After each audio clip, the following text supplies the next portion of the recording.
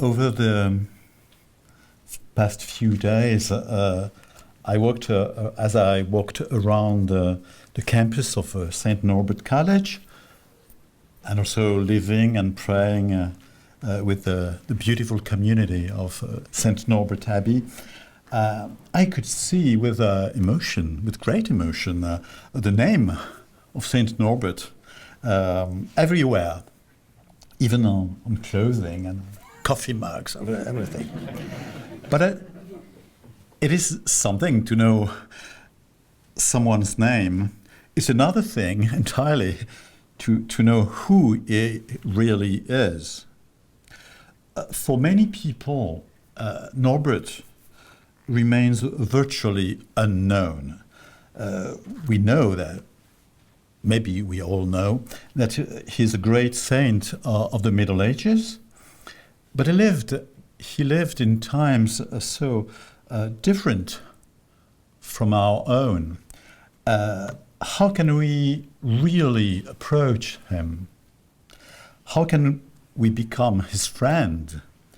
And I thought, well, tonight, what am I going to say to them? And I think that we Norbertines, too, are faced with more or less the same difficulty around Norbert. I myself, who is a son of Saint Norbert, who have been wearing the white habit of Saint Norbert since 1985, 40 years ago, this year, and living in France, in a country where Norbert founded our Premonstratensian order, Norbertine order, 900 years ago. I love him, I pray to him every day, but I don't approach Saint Norbert so easily. When I started studying and writing about Saint Norbert, it wasn't easy at first, because I couldn't hear, I would say, the sound of his voice. We haven't preserved a single line from St. Norbert. No sermons, no treatises, no letters, nothing. How can you approach the real Norbert if you don't hear clearly the sound of his voice? That makes it difficult.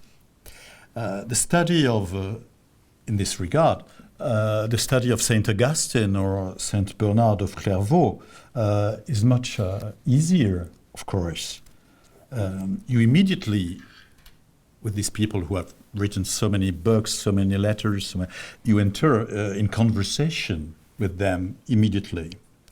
But Norbert, it is somewhat difficult, more difficult. In any case, I began to carefully study the two Vitae Norberti, Lives of Saint Norbert. We have two. One is called Vitae A, Vitae B Norberti by the medievalists. That is to say, two short medieval biographies, both written by friends of his, contemporaries, people who knew him very well. It's not a very abundant source, but it is quite precise and with many details. And I was fascinated by the way these two texts speak of Norbert, his golden youth, his wonderful conversion, the founding of the Abbey of Prémontré, and also his perpetual quest for holiness. And I ended up loving him and entering a little into his life. But I think he also remains a mystery to me. Oh, and that's fine, because every one of us is a mystery, even for ourselves. Now, then I like to call him the admirable unknown Norbert, admirable unknown saint. Of course, as my work progressed, I came to understand that each episode in his life, in the life of a saint, presents itself to us to be deciphered, to be analyzed and meditated upon, not only in the light of the canons of medieval hagiography, that's the work of the historian, but also in the light of our own lives, our own desire for God, or for sanctity. Because another very important discovery for anyone reading the life of a medieval saint, as exceptional as Saint Norbert, is the encounter, I would say, with a living person. You know, before being placed on altars, before being carved in stone or painted in stained glass windows, the saints were just like us, like you, like me. They were full of life, full of youth at first, full of desires, passions, and inner searching. They also made mistakes. They sometimes took the wrong path. And even when they discovered the gospel, they were sometimes afraid to, I would say, to commit themselves, to give themselves. The saints aren't first made of marble. They are made of flesh and blood. And Norbert is really that kind of saint, a man of flesh, but a man burnt by the fire of God. And it reminds us that holiness is not a moral perfection. It is fire, this fire that consumes an entire being. Alors, now, I can't tell you his whole life story in detail tonight, but I'd like to draw on a few scenes from his life to give you an idea of what he went through, and also to ask a few questions. Norbert, as you may know, was born around 1080 in Xanten, in Germany, near Cologne, in the Rhine Valley, West Germany. And at first, you might say he was born with, we say in French, avec une cuillère d'argent dans la bouche, with a silver spoon in the mouth. Is it English? Yeah. His parents were very wealthy, very noble. His father was a cousin of the Emperor Henry IV of Germany. And for a little boy from this high nobility in those days, you know, he was sure to receive an excellent education and to go on to a fine career. And indeed, we soon see Norbert at the court of the Archbishop Frederick of Cologne, and then at the imperial court. Aged 25, he's preparing for a very happy, comfortable life, the life of the lords of his time. The author of the Vitae Norberti B, one of our two Vitae, who wrote around 1150 maybe, paints a portrait of the saint in his early years at the imperial court, a very interesting portrait, very nuanced and somewhat contrasting. It begins by pointing out that Norbert was a highly cultured young man of outstanding intelligence and above all, of a quality of soul, he says, a sensitivity that endeared him to all. Norbert was great among the great, but simple and modest among the humble, learned in learned circles, but discreet when he was among ignorant people. And the medieval biographer adds that he was a man with a gentle face and a pleasant conversation. What a nice portrait. But suddenly, the pictures becomes clearer, maybe, but in the opposite direction. Norbert, says our medieval text, is a feather-brained man with no other compass than himself, heedless of tomorrow, denying himself nothing, not even improper things. If pleasure lies, I'm quoting the text, if pleasure lies at the end.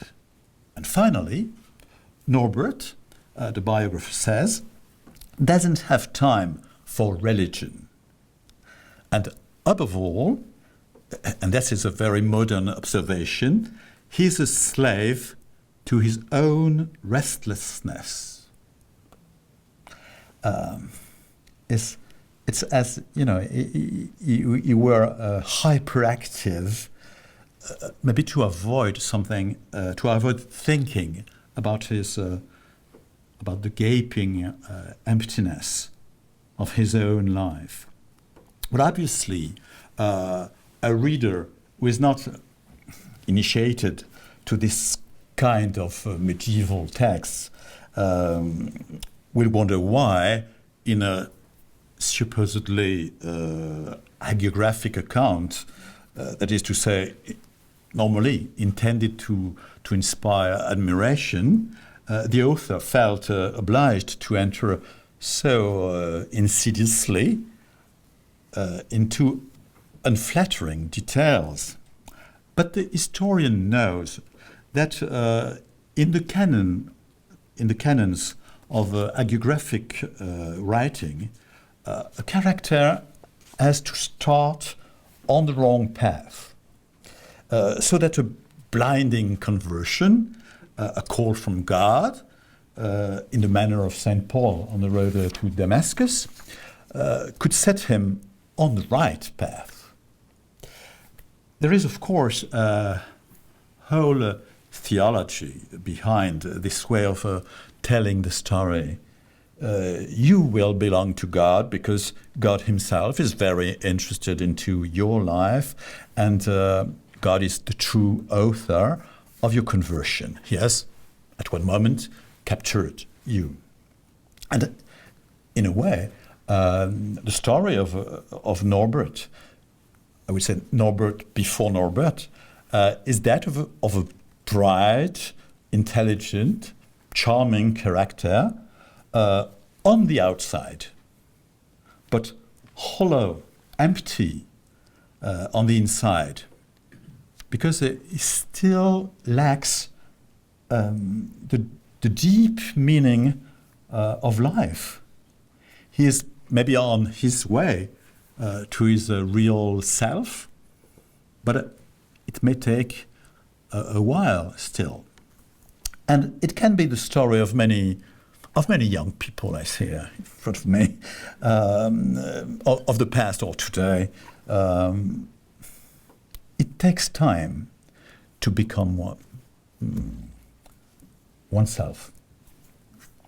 The scene of Norbert's conversion is very interesting. Our two medieval sources on Norbert agree on the sequence of the events. One day, Norbert, I resume, Norbert, richly clad, accompanied by his page, rode across the forest in the direction of Freden, a village north of Cologne. where there is, in Freedom, there is a noble chapter of canonesses, and whose abbess, Agena, is a relative.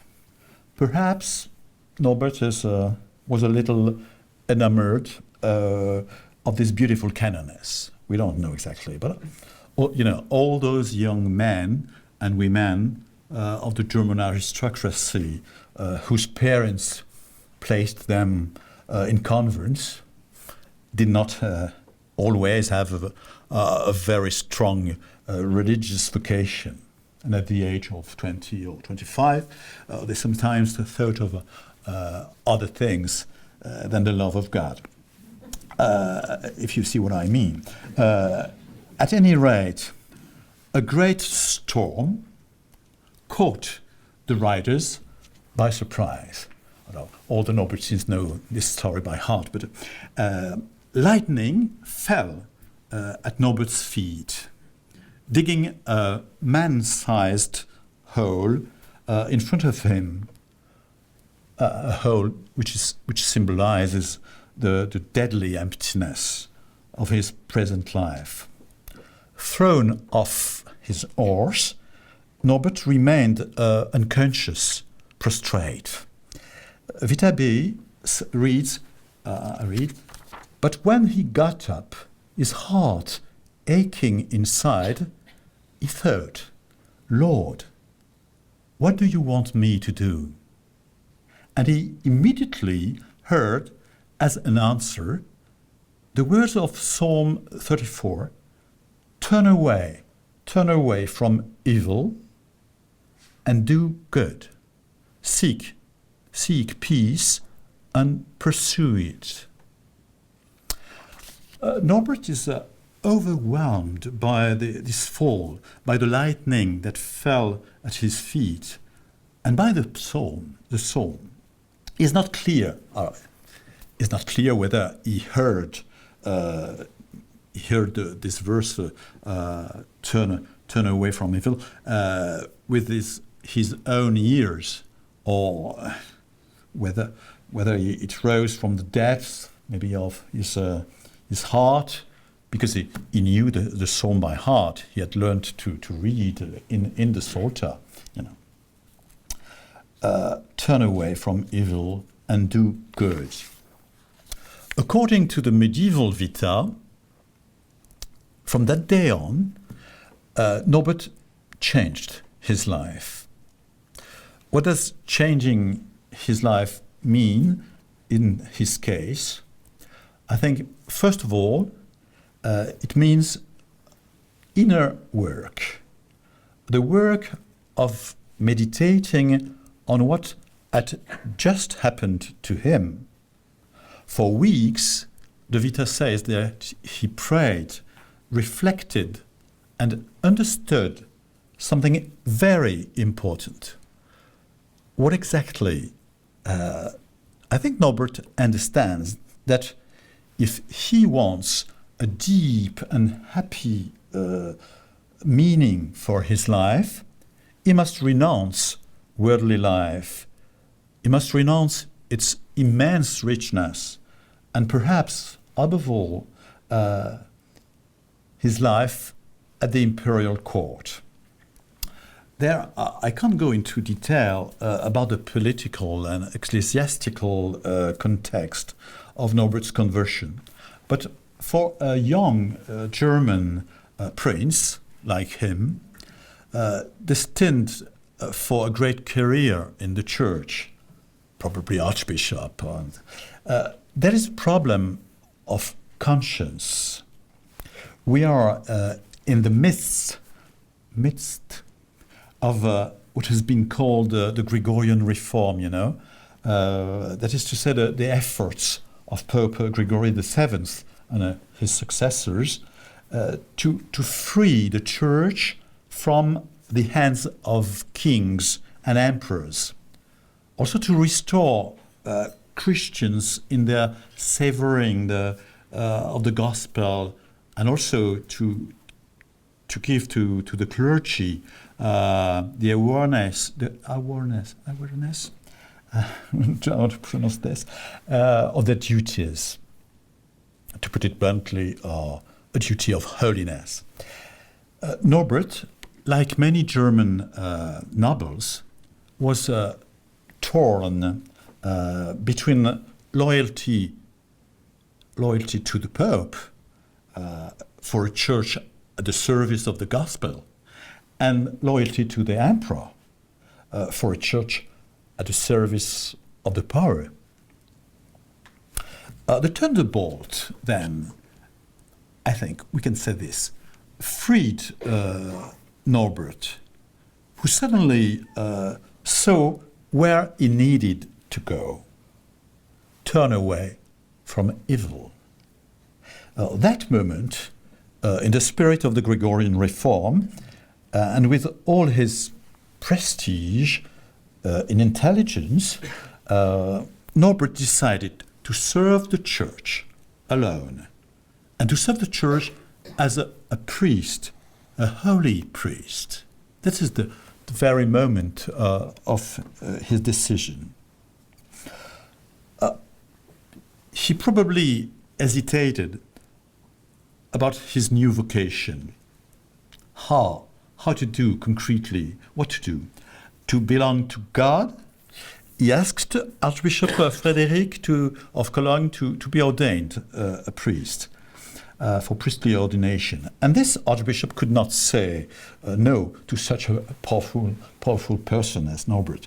But then, what should he do to live as a holy priest? I think he thought hard about it. The Vitae shows his hesitations.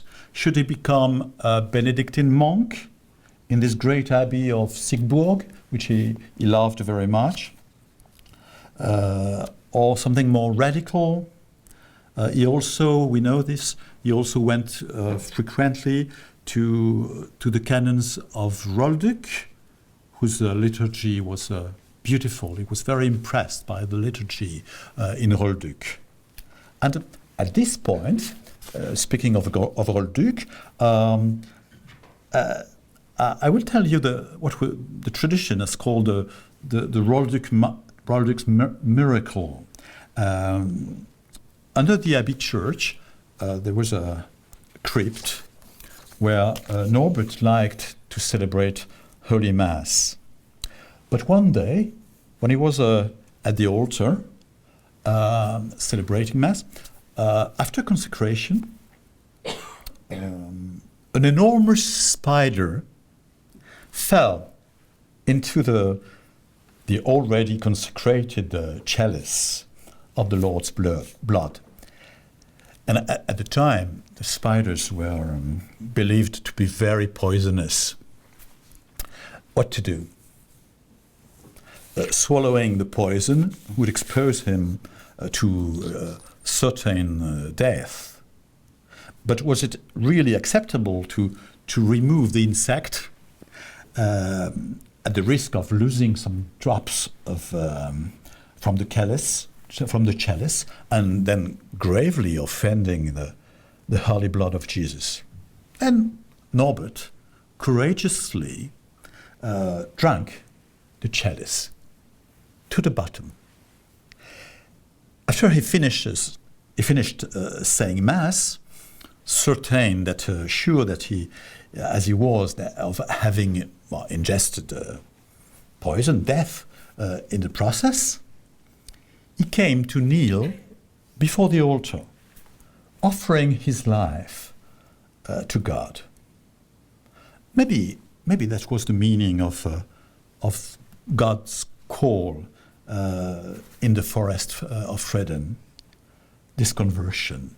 Maybe God simply wanted him to offer his life, to die for the love of God. After all, no one, says St. John, has a greater love than to give his life to the one he loves. But that was when, says our Vita Norberti, he sneezed loudly under the effect of the poison, maybe, of the venom, and the spider came out of his nose. And he, yes, and he was, this is an incredible story, but the text is such. He was saved. It simply wasn't the time to die. Well, in any case, grand ideas about the freedom of the church, about the holiness of the clergy, personal poverty, grand ideas are not enough. They must be translated into deeds. And perhaps the first thing to do, in the case of Norbert, is to go away, to leave one's country and one's relatives, and to follow, like a poor man, the poor Christ. I say this because it is a recurring motif in 12th century spirituality, very attached to the humanity of Christ. Nudus nudum Christum sequi, it says, to follow the poor Christ in poverty, to resemble Christ. And so his first concrete action was to sell all his possessions, his estates, which were immense, and distribute the proceeds to the poor. Well, at this stage, we need to realize what it means. It takes a few seconds to say that he sold all his goods, all his, but and you can say he's only applying the gospel. Sell everything you have, give it to the poor, and follow me. Okay, but who really does that? Nobody. Distribute all your possessions to the poor. It's what he did. So he set off on the roads of France to preach Christ, the Savior. Let me summarize. France, of course, at this time is at the center of the church revival in Europe. In the Christian world of the late 11th and early 12th century, it was the hub of church reform and Western fervor. It was the starting point of the Crusades, the birthplace of the new orders, new communities, Cluny, the great monastic orders as Cistercian, Carthusian, and that is now where Norbert had set his destiny. In reality, it took him a while to find his true path, I would say. Excessive, as is often the case with new converts, praying continuously, living in an incredibly ascetic lifestyle, crossing snow-covered France barefoot. He became what we call a Wanderprediger, itinerant preacher. Maybe like these fools of Christ, or in the 18th century Russia, and in any case, his wanderings ends with a providential encounter in 1119 with the Bishop of Laon, Barthélemy de Jure. Bishop Barthélemy, it's a controversial discussion between historians, but Bishop Barthélemy had probably been commissioned by the new Pope, Calixtus II, to settle and reason that astonishing and slightly uncontrollable fool for God, that was Norbert. The official church, is often... is the bishop there? No, The official church is often embarrassed by those charismatic, born-again characters who are often critical of the established institutions. Luckily, however, the Bishop of Laon is passionate about new communities. In his diocese, we know that he welcomes the Cistercians, the Knights Templar, and so on. And he wants to keep Norbert in his diocese. At this point, a development occurs that is very interesting for the history of institutions in this time, and maybe in general. Bishop Barthélemy first offered Norbert the opportunity to reform the collegiate church of Saint-Martin, in his episcopal city of Laon. Laon is 100 kilometers north of Paris, in the northern France. This chapter was a chapter of canons who sing the office in church every day, but who have settled, more or less in their routine. They each have significant personal possessions. They don't engage in any ascetic practices. They don't fast. They don't deprive themselves of anything, and basically they lead a comfortable bourgeois life. And Barthélemy would like them to wake up.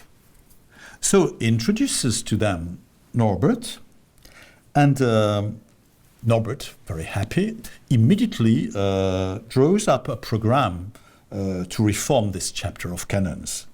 Strict fasting, night prayer, silence, absolute silence, and the pooling of their goods. He explains to them, says our source, our medieval source, explains to them how they are to be imitators of Christ, to despise, I quote, to despise the world, suffer insults, mockery, hunger, thirst, nakedness. The canons were appalled and begged the bishop, we don't want this Norbert. Is going to kill us. Then, and that's why I like this story, Norbert comes to fully realize that there is no point in exhausting oneself trying to reform what can't be reformed. The need is to create something new, to invent a new evangelical fraternal life based on the model of the first Christian community, such as it is described in the Acts of the Apostles. Seems to me that all the reformers in the history of the Church, have had this experience. There is always a search for the evangelical purity of the beginnings, a kind of nostalgia maybe for the early days of the church, even if this beautiful primitive church is perhaps more fantasized than real. But there is also in those reformers a genius for creating something new, for inventing, for novelty, a kind of utopia, a dream. Finally, if you don't dream, you won't change the world. We know this. And speaking of dreams, I now come to the point in the story where Norbert settles at Prémontré. Bishop Barthélemy of Laon suggests that Norbert create his own community. He has understood that Norbert wants his community. With disciples who want to join him in this life of poverty, prayer, sanctity, silence, and also ascetic discipline. So the two friends, Bishop and Norbert, traveled around the diocese. We know they're kilometers of horse riding. And finally, the bishop thought of a forest where he knew of a magnificent spot that might appeal to his demanding companion. And on a fine spring evening in 1121, 9 centuries ago, the two riders arrived at a place called Prémontreux, in Latin, pratum monstratum, that is an open meadow, a clearing in the forest. In fact, it's a wild place, more frequented by wolves than by human people.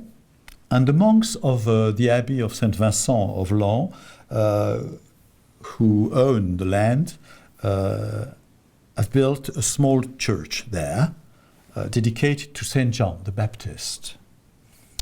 And this evening, Norbert walked into the church.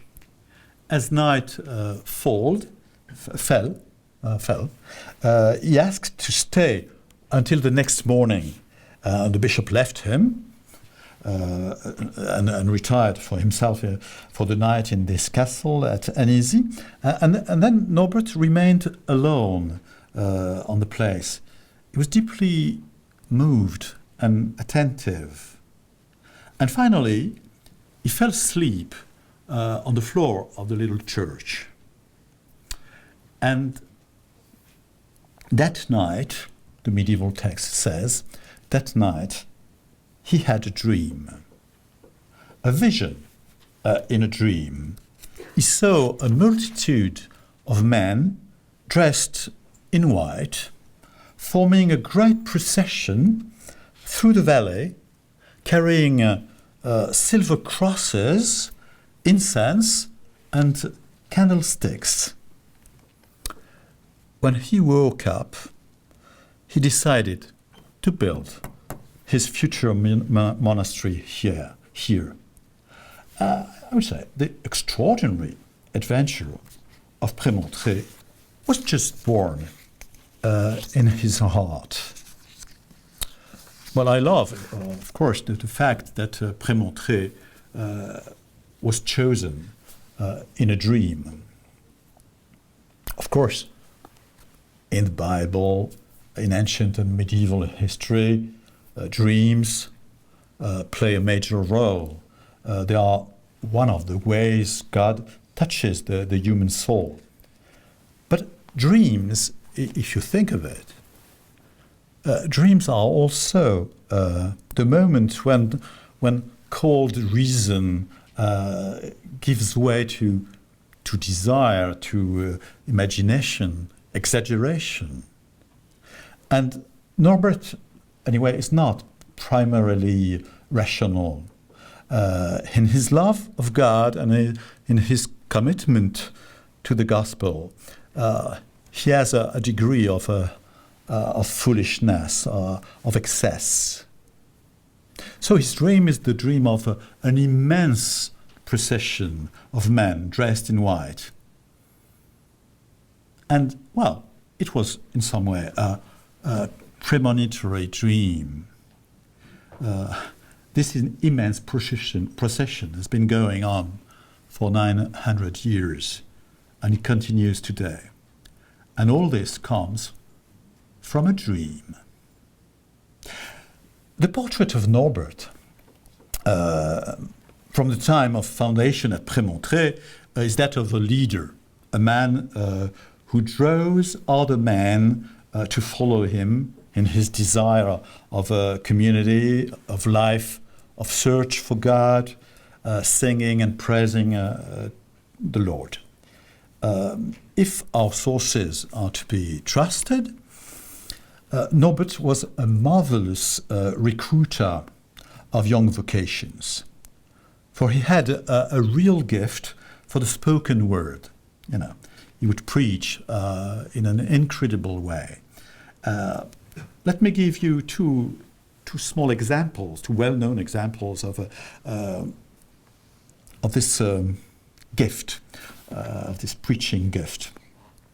One day, Norbert was on a trip to Cambrai, and he preached. It is after the foundation of Prémontré, and he preached in the cathedral.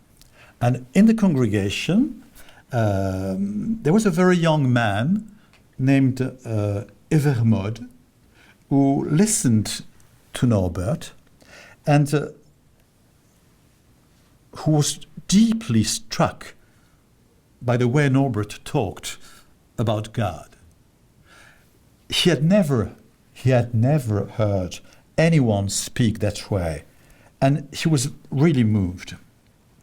And the medieval account explains that something quite curious. When the sermon was over, the young man stayed in the church after everyone had left, had gone out, and he places his feet on the very spot where he saw Norbert stand and preach, as if he wanted to feel that divine love again, which that gripped his heart during the preaching.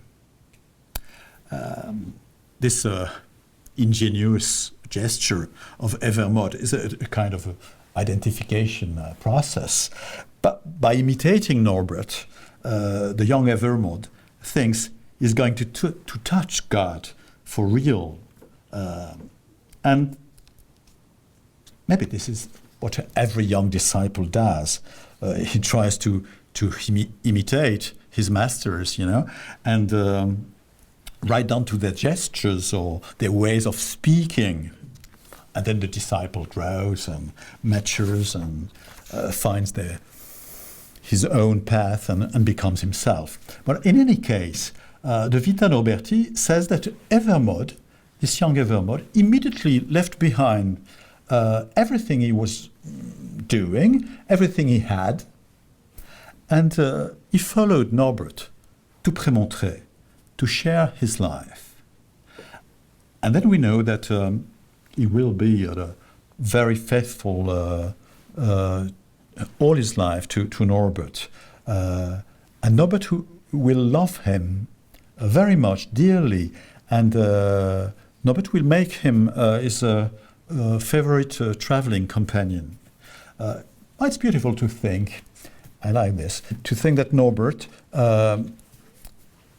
even when detached from everything to serve God, also needed the affection of his young disciples, who could have been his children. And Saint Evermode, he's been canonized, Saint Evermode could be a good patron saint for all the young confrères of our Norbertine abbeys.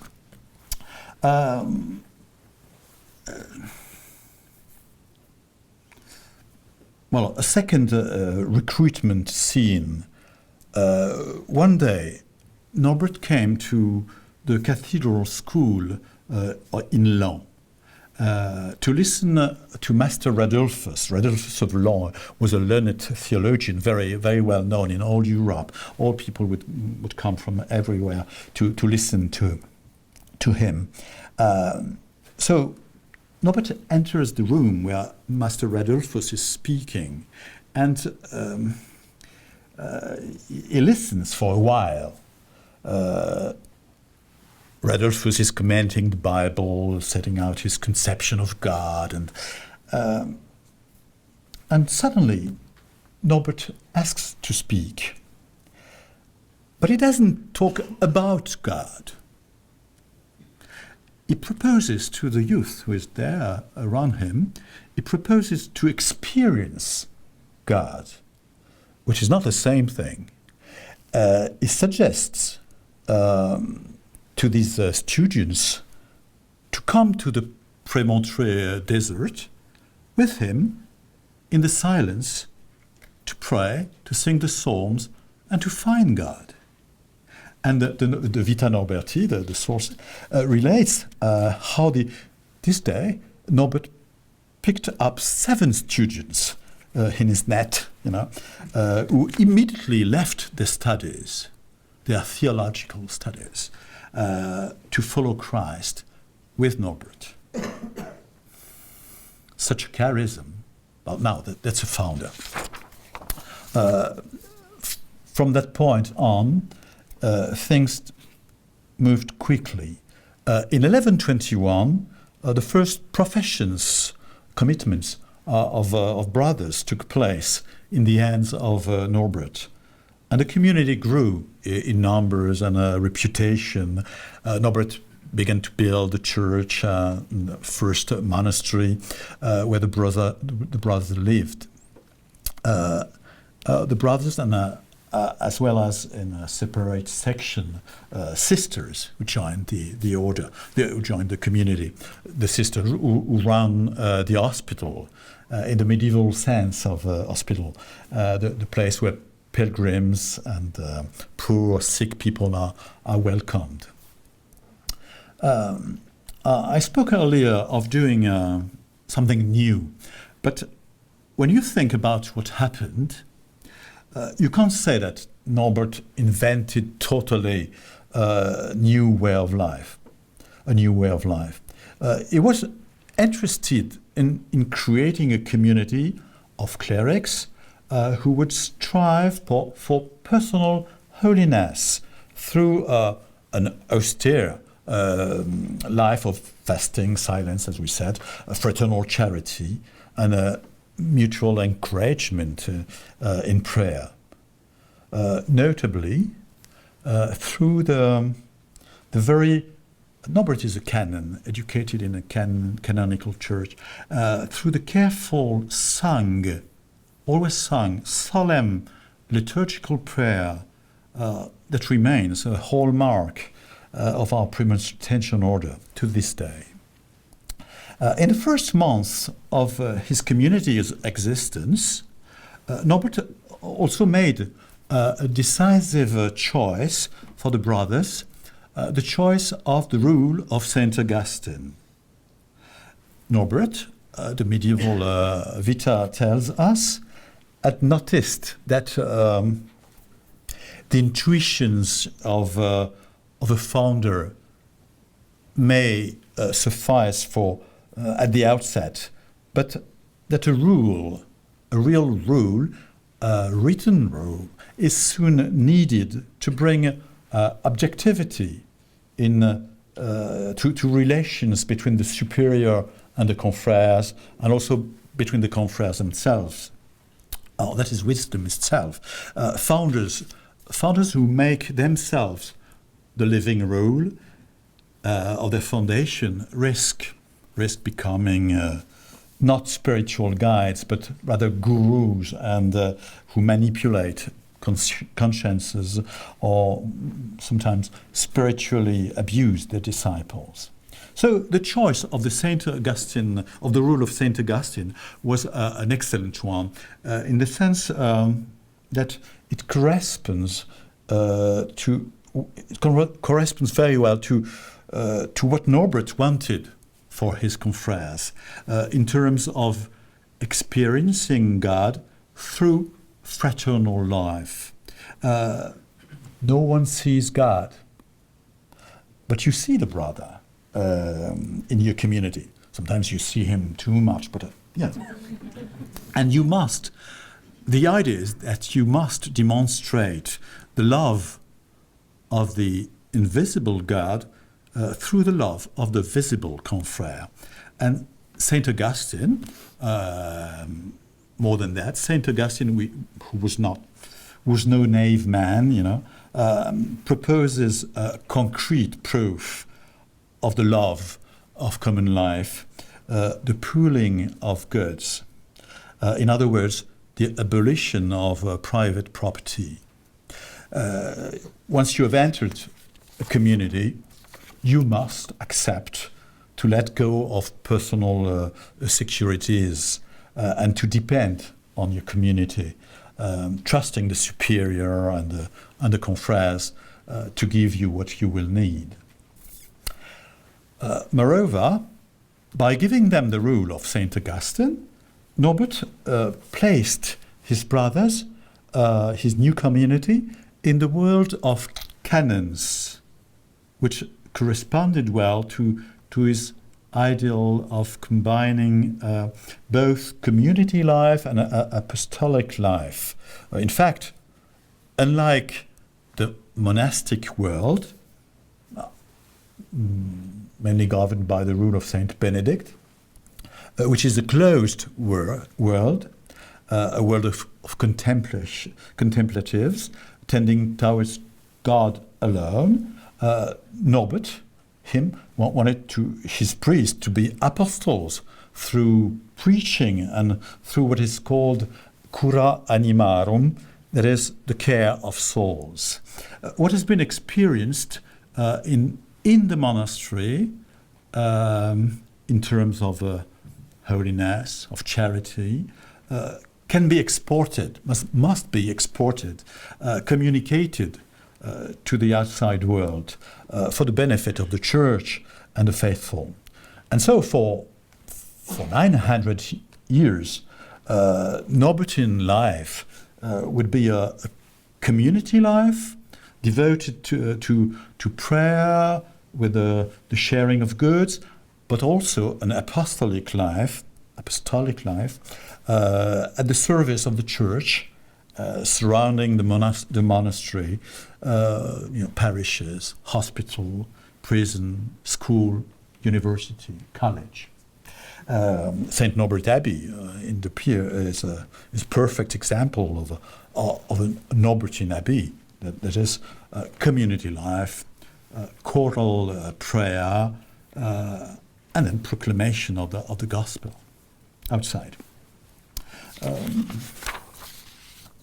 Now, Norbertine historiography is hesitant on the question of legacy. For not only did this founder, charismatic as he was, leave no written record, as I said, but above all, after only 5 years at Prémontré, in 1126, Norbert was taken away from his brothers by decision of the Emperor of Germany to become Archbishop of Magdeburg in far-off Saxony. He immediately had to leave Prémontré. It was, of course, a cataclysmic event for the young community, which found itself maybe offended. And for the fledgling order, several houses too, there was a risk of splitting, as these first houses had been founded by Norbert himself and were linked to him personally. But thanks be to God, Norbert's successor, as we know, as we talked today, Hugh of Fosse, who became the first abbot of Prémontré after Norbert, was truly the providential person. During his reign of almost 40 years, he equipped this fledgling order with all the structures it needed, including very fine and strict regulations, this perpetual silence, perpetual fasting in all the abbeys, as well as a general chapter that brought together all the abbots of the order's houses at Prémontré every year for mutual verification and mutual help. The success of the order, in fact, was considerable, with thousands of young people entering the order's abbey, and Prémontré's expansion in Europe, we must say, was magnificent. The order grew either by affiliation, a large house sent a new group of brothers elsewhere to found a new house, much as bees swarm, or by aggregation, that is an existent but independent house, canonical house, an isolated monastery, asked to be integrated into the order. The second way, very successful in the history of Prémontré. We gathered many independent houses, but by the time Abbot Hugh died in 1164, there were already 100 or so abbeys, and by the end of the 13th century, more than 600 monasteries. An extraordinary expansion from Scandinavia to the Holy Land via England, Spain, Germany, Central Europe, Bohemia, Poland, Hungary. There was no, in the Middle Ages, no comparable development of religious orders in the Middle Ages, with the exception of the Cistercian order. I can't recount the 10 years of Norbert's episcopate in Magdebourg because they no longer have any direct connection with the history of the Premonstratensians, but they are obviously interesting. Maybe this, I would say, Norbert, who had wanted to be poor, anonymous, to leave everything, to seek God, and live in this evangelical simplicity, found himself finally an archbishop. In the Middle Ages, an archbishop was a very great lord. Norbert became chancellor of the empire, an intimate advisor of Emperor Lothair. Basically, he was caught up by his noble birth.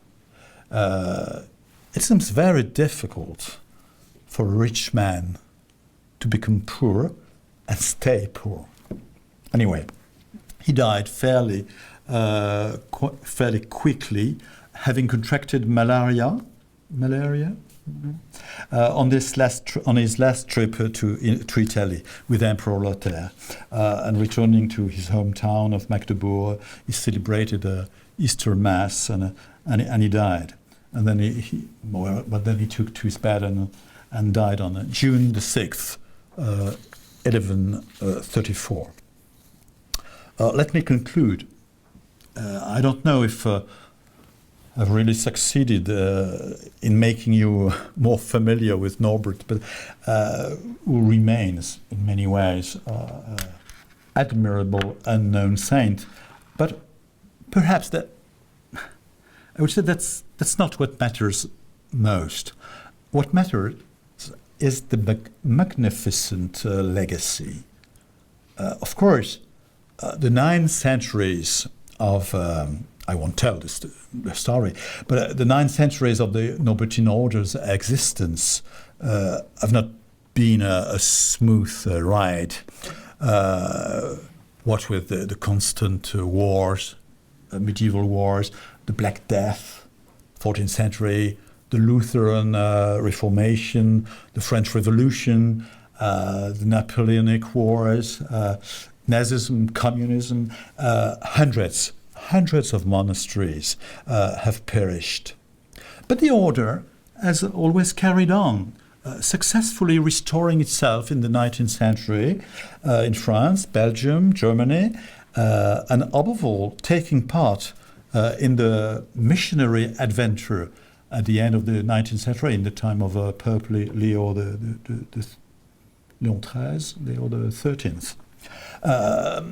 The old abbeys of Europe have, in some, exported the Norbertine charism and the white habit of Saint Norbert to India, to Africa, to the United States, of course, Brazil, and today there are some 40 abbeys worldwide, with around 1,500 confrères and sisters. If I step out my strict role as a historian, it seems to me that the legacy of Norbert, who loved the church, who loved community life, the Eucharist, the sung solemn prayer in choir, still has a wealth of resources to offer to the church today. Not least because an ancient order, it goes without saying, as long experience and a certain wisdom. When I see what's happening to certain new communities in the church today, in terms of governance or institutional balance, I'm happy to belong to a religious tradition whose institutions have been tried, tested along the centuries. I'm a member, of course, in France, I'm a member of an old abbey, my abbey was founded in 1202. But with the young joining, young brothers, young vocations, joining us every year with their aspiration to holiness, their desire for a straight evangelical life, my abbey is also a very new community.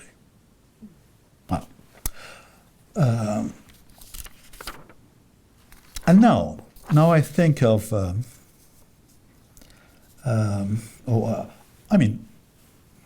my community is an old community, but I think that the brothers here, the confrères of St. Norbert Abbey in the pier, even with a slightly shorter history, I think they would give the same testimony.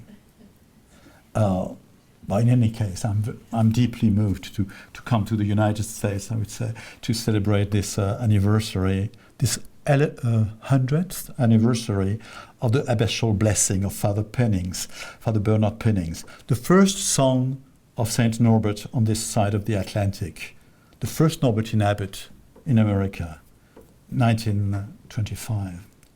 And 100 years is a good start, you know. So I think of him I think of Abbot Pennings with fondness, with affection. Why do you think this son of Saint Norbert came to Wisconsin? He could have stayed quietly in his pretty abbey of Bern in Holland, giving nice little sermons, as he would do, on the love of God, and also smoking quietly his pipe with that good Dutch tobacco. But one day, in the summer of 1893, when he was 32 years old, and the novice master in his abbey in Ireland, his father abbot called him into his office and said, "Father Bernard, you are sailing to Amsterdam on November the 1st, and you are going to look after the Belgian immigrant Catholics in the Green Bay area of Wisconsin." And Father Bernard, who was a true son of Saint Norbert, who had already left everything to follow Christ in the religious life, also agreed to leave the abbey he loved, to go to America, because perhaps the white habit of Saint Norbert had to be worn in America to help Christians and these young people, like the students of this college, to search for God. So he said obediently, "Yes, Father. Yes, Father." And as he left his father abbot's office, he went to look at the map because he had absolutely no idea where Wisconsin could be. That's called obedience. And then he came and he did this incredible spiritual and material work that you are inheriting today. He too, like Saint Norbert, was something of an admirable, unknown figure 100 years on. But what he did counted for a great deal in the eyes of God and mankind. So, happy anniversary, sons of Saint Norbert. Happy anniversary, students of Saint Norbert College. May you all become admirable, unknown saints too. I thank you.